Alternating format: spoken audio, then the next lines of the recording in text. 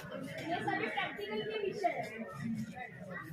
तो आर्ट और साइंस और एग्रीकल्चर सभी विषयों में प्रायोगिक विषय सम्मिलित होते हैं। और प्रायोगिक विषय बच्चा लेता है, क्यों लेता है? स्कोरिंग होता है, अच्छे मार्क्स मिलते हैं, परसेंटेज भी अच्छी बनती है ना। अगर प्रैक्टिकल में मार्क्स अच्छे तो परसेंटेज अच्छी बन जाती है।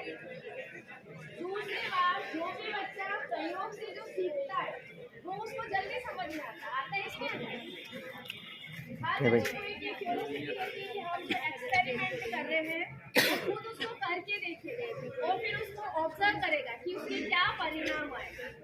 बच्चा जब ये देखता है तो उसमें एक सोचने समझने की शक्ति विकसित होती है, उसको काम करने का पता चलता है कि किस तरह से काम करना चाहिए, एक अनुशासन मेंटेन होता है। तुम जब भी लैब में आते हो तो अच्छे से खड़े रहते हो ना एक साथ, तो प्रैक्टिकल होता है तो सारे बच्चे खड़े होकर अनुशासन से प्रैक्टिकल करते हैं। तो एक अच्छी भावना का, सृजनात्मकता का भी विकास होता है, बच्चों में वैज्ञानिक दृष्टिकोण विकसित होता है। कोई भी बच्चा हर चीज को सोचेगा पहले। साइंस वाले बच्चों में तो अक्सर ऐसा होता है कि कोई भी चीज तुम कर रहे हो उसके पहले उसके बारे में सोचते हो ना, ऐसा क्यों हुआ, कैसे हुआ। तो जब भी हम लैब में जाते हैं, कई सारे जो 12th के बच्चे जिनके केमिस्ट्री के जो प्रयोग है उसमें क्रियात्मक समूह निकालना है, ऋणायन धनायन निकालना है। जो क्रियात्मक समूह वाला टॉपिक है वो थ्योरी में भी है, अगर वो बच्चा प्रयोग में कर लेगा उस विषय को, उस टॉपिक को, तो उसको जल्दी से वो समझ में आएगा। जैसे कि कोई भी क्रियात्मक समूह है, जैसे एल्डिहाइड का, मैं सब बच्चों को तो नहीं मालूम, कोई एक्सपेरिमेंट कर रहे हैं और उसका कुछ कलर आया या कोई टेस्ट तो इस तरह से एक में कार्य करना बहुत ही अच्छा है। मतलब बच्चों के लिए एक सोच समझ एक शक्ति करना है। जो भी बच्चा प्रैक्टिकल विषय लेना भले ही 5 में जाके आर्ट्स ले लो तो कोई फर्क नहीं पड़ता, लेकिन जो 11th 12th में साइंस पढ़ेगा उसकी थोड़ी सोच इसी तरह ज्योग्राफी में भी काफी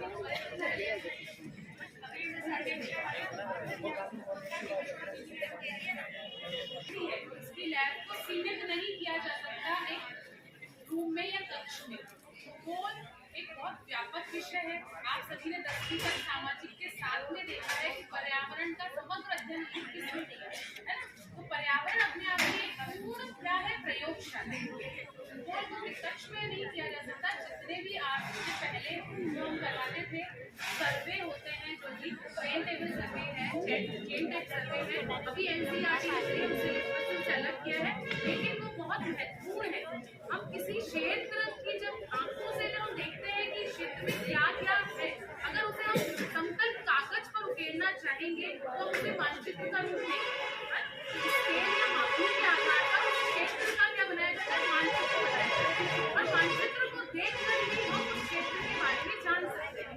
अभी हमें पता नहीं है जिले में क्या है, कहाँ पर है, लेकिन अगर आपके सामने में मानचित्र रखूं और मानचित्र में जितने भी संकेत हैं, मंदिर का संकेत है, रेलवे स्टेशन का जो लिखा हुआ संकेत है, उस संकेत मात्र को देखते ही आपको ये आभास या अनुभव हो जाता है कि ये क्षेत्र में ये वाली चीज यहाँ पर स्थित है। तो इसका कितना अधिक बेनिफिट है। ठीक है, आज युग है, डिजिटल है, आप सबके पास फोन है, गूगल है, आप मैप डाल लेते हो, उस जगह पर पहुंच जाते हो। लेकिन प्रारंभ में या प्राचीन काल में हमने देखा है, जब भी कोई व्यक्ति ने कोई भी यात्रा की है ना, तो उसने क्या किया, इस वातावरण से ही दिशा ली है ना, और वो भ्रमण के लिए आगे निकला। और ये जो पर्यावरण है, ये हमारी सबसे बड़ी प्रयोगशाला है, जिसमें मानव ने बहुत सारी चीजें आविष्कार किया है, समझी है।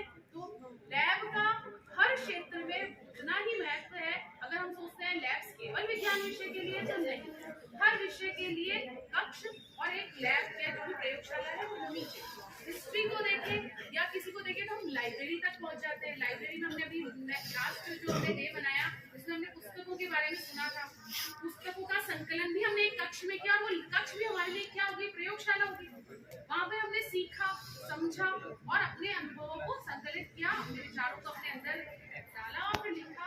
तो हमारा ज्ञान विकसित हुआ, बढ़ा। आज जो हम डे बना रहे हैं वो एक कक्ष का नहीं है, प्रयोगशाला का है, जिसमें प्रयोग करते करते सीखते हैं।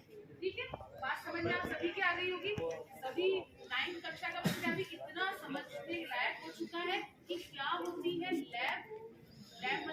प्रयोगशाला और वहाँ पर हम किस तरह से प्रयोग करते करते एकदम प्रैक्टिकली सब कुछ सीख जाते हैं। इसमें हमें बहुत लंबा समय नहीं होता है, एट ए मोमेंट हमें एक चीज समझ में आ जाती है अगर हमारे सामने प्रायोगिक रूप में रखा है। ठीक है बच्चों?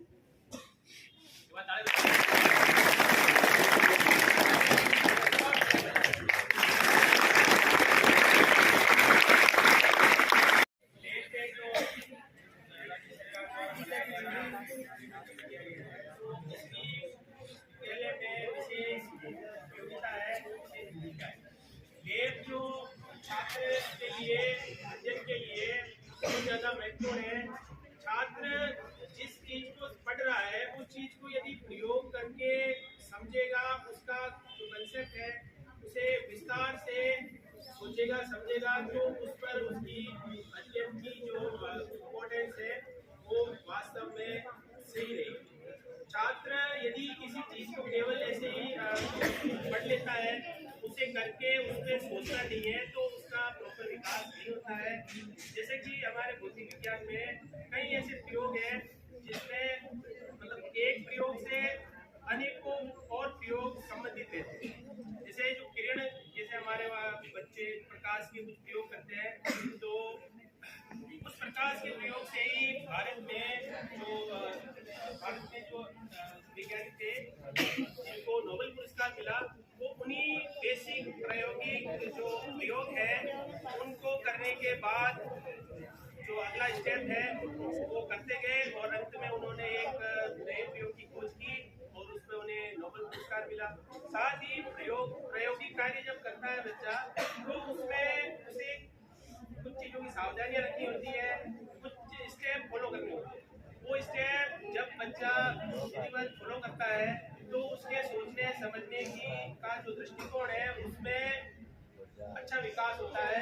उसे हर चीज के बारे में सकारात्मक और नकारात्मक चीजें सोचने का समझने का एक अच्छा अभ्यास हो जाता है।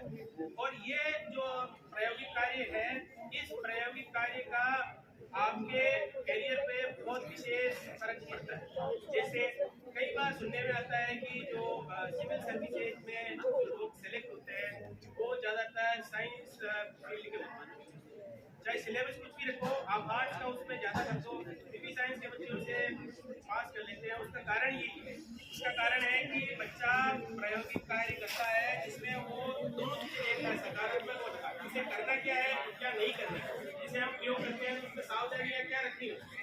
यही चीज आप जब कोई चीज पढ़ते हो तब भी इसे महत्वपूर्ण होती है, क्या करना है और क्या नहीं करना है। ये दोनों जब अलग अलग डिवाइड कर देते हैं अपन, तो अपनी एनर्जी कहाँ लगानी है अपने, ये विशेष महत्वपूर्ण हो जाता है कि एनर्जी तो आप देना ही देंगे, अब उसे किस दिशा में आपको लगाना है ये अगर बच्चे को पहले से ही पता है तो बच्चा कम समय में आसानी से अपने लक्ष्यों को प्राप्त कर सकता है। ये प्रायोगिक कार्य की एक विशेष भूमिका रहती है। अगर कोई बच्चा पढ़ तो रहा है लेकिन प्रायोगिक कार्य नहीं कर रहा है, प्रायोगिक कार्य नहीं कर रहा है, तो उसका सीधा सा असर उसके करियर पर आएगा कि उसे उन चीजों को अलग अलग करने में बहुत दिक्कत आएगी। और जो बच्चा आर्ट्स का भी है और इन चीजों के बारे में समझ गया कि मुझे क्या करना है क्या नहीं करना है, क्या सकारात्मक बिंदु है क्या नकारात्मक बिंदु है, अगर उसे अलग अलग करना आ गया तो उसके जीवन में निश्चित रूप से कहीं ना कहीं वो प्रभावित करेगा। ठीक है, तो आप सबको जो प्रायोगिक कार्य है उसको इस तरीके से करना है, उसमें सकारात्मकता और नकारात्मकता दोनों को अलग अलग डिवाइड करना है और काम करना है। चाहे आप कोई भी, आप चाहे 4 प्रयोग ही करो, लेकिन उन 4 प्रयोग में भी आप विधिवत बिल्कुल प्रोसेस फॉलो करो। अगर आप प्रोसेस फॉलो नहीं करेंगे तो आप उनके लक्ष्य को प्राप्त नहीं कर पाएंगे। और फिजिक्स लैब का तो जो साइंस लैब फील्ड में बहुत बड़ा योगदान है। आप जितने भी मतलब इंजीनियरिंग वर्क है और मेडिकल लाइन है उसके लिए भी फिजिक्स का एक रोल है। और बच्चे के जो ज्ञान में समुचित विकास चाहिए उसके लिए भी विज्ञान बनाई जा रही है। और दूसरा है वर्तमान समय विज्ञान वर्ग से ज़्यादा रखता है, तो विज्ञान जो है उसके लिए जो भौतिक विज्ञान लैब है, केमिस्ट्री लैब है और दूसरी जो लैब है उन सबका उपयोग है। तो छात्र को प्रायोगिक कार्य से एक ही बात याद रखनी है कि मुझे किस तरह से उसमें सकारात्मक बिंदु रखने हैं और किस तरह से नकारात्मक बिंदु को अलग अलग विभेद करना उसे आना चाहिए। ठीक है, तो आप जब भी प्रयोग करो उसके बारे में पहले सोचो, पूरा प्रोसेस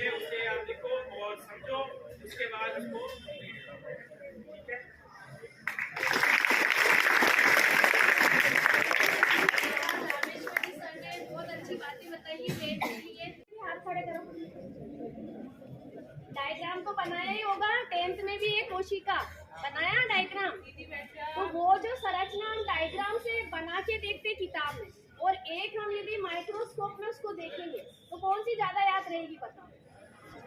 माइक्रोस्कोप वाली ना।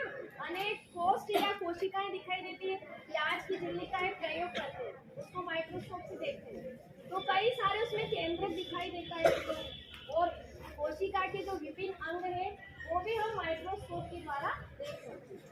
तो लैब ऐसी चीज है कि जहाँ पे किया गया हर कार्य बच्चे को भविष्य में कई सालों तक भी याद रहता है। अगर बच्चे ने पूरे मन से वो कार्य किया ना तो वो कभी भी नहीं भूलेगा, चाहे वो कितने ही विषय पढ़ लेगा, लेकिन उसने प्रैक्टिकल अच्छे से किया तो उसको हमेशा याद रहेगा। इसी तरह लैब का क्या महत्व है? कई सारे विषाणुओं की खोज, मेडिकल साइंस, जैसे रामेश्वर जी सर ने भी अभी बताया, इतने जीवाणु, विषाणु, इनकी सब की जो खोज हुई है, लैब नहीं होती तो हो पाता है क्या बताओ? नहीं होता ना। तो कई सारे जो रिसर्च है मेडिकल साइंस में है, सब हमारे लैबों की वजह से ही हुआ है। स्कूल्स में तो हालांकि छोटी लैब होती है, लेकिन जहाँ बड़े बड़े रिसर्च होते हैं, माइक्रोबायोलॉजी के विषय होता है, तो बड़ी बड़ी लैब रहती है। वो जो भी नई बीमारियाँ आ रही है, जैसे कोरोना आया था तो कौन सा उसका वायरस है, कौन सा बैक्टीरिया है, ये सारी चीज़ें कैसे खोज होती है? लैब से होती है। तो लैब का महत्व अपने आप में बहुत ज़्यादा है। चाहे बच्चे, कुछ बच्चे की प्रैक्टिकल पीरियड में एक भी पीरियड अटेंड नहीं करते, सोचते तो ऐसा ही है, हम चीटिंग करके लिख लेंगे, ऐसा ही सोचते हैं ना काफ़ी बच्चे। लेकिन जो वास्तव में आता है वो बच्चा निश्चित रूप से ज़्यादा परसेंटेज लाता है। जो बच्चा लैब में एक बार भी नहीं आया, उसका कॉन्फिडेंस ही एकदम लूज होता है, कभी वो कर ही नहीं पाता था। एक बच्चा जो है जिससे बीटेक केवल पढ़ के करे, और एक बच्चा वो है जिसने प्रैक्टिकल वर्क, जो अपनी गाड़ी होती है उसका इंजन आपको ठीक करना है। एक तो केवल थ्योरेटिकल बताया जाएगा, इसके बाद ये लगाओ, इसके बाद ये लगाओ, और आपको सिखाए कुछ नहीं, जोड़ना नहीं सिखाया, उसको सही करना नहीं सिखाया। और एक जो बच्चा है जो केवल पढ़ नहीं रहा है, केवल प्रैक्टिकली वर्क कर रहा है, जैसे कि आपने जो दुकानों पर कई बच्चे ऐसे होते हैं वो उन चीज़ों को ज़्यादा अच्छी तरीके से कर सकते हैं, जबकि जो केवल पढ़ रहे हैं वो नहीं कर सकते, कहीं ना कहीं वो अटक गया। जैसे कई बार सुनने में आता है कि एक उदाहरण है कि एक परिवार था, उसमें एक बच्चा जो बीटेक कर रहा, बीटेक कंप्लीट कर ली, इलेक्ट्रिकल मतलब उसने उससे की। तो उसमें क्या है कि उसकी माँ ने उसे कहा कि पंखा जो है ठीक कर दो, हमारा घर में ही इंजीनियर है तो उनके बाहर वाले क्यों ठीक कर दो। तो उसे जब कहा गया तो वो ठीक नहीं कर पाया, उसके लिए एक ITI वाला एक, या यूँ कहो कि किसी एक मतलब जिसके पास डिग्री नहीं है, ऐसे काम करने वालों को बुलाना पड़ा। तो उसकी माँ ने ये कहा कि जब आपने इतना डिग्री कर लिया लेकिन और आप ये ठीक नहीं कर पा रहे, उसका कारण क्या है? तो उसका कारण बेसिक यही था कि उसने केवल पढ़ाई तो की लेकिन प्रैक्टिकली वर्क नहीं किया। प्रैक्टिकली वर्क जब तक कोई बच्चा नहीं करता है वो उस चीज़ में परफेक्ट हो ही नहीं सकता, उसे कहीं ना कहीं दिक्कत आएगी, अटक जाएगा, समस्या बनी रहेगी।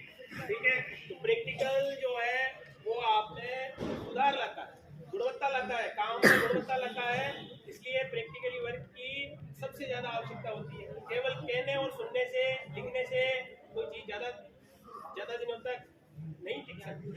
ठीक है ना, आपको कंप्लीट करने के लिए प्रैक्टिकली वर्क करना ही पड़ेगा, तभी आप उसमें परफेक्ट हो सकते हो, अन्यथा परफेक्शन में कमी रहेगी।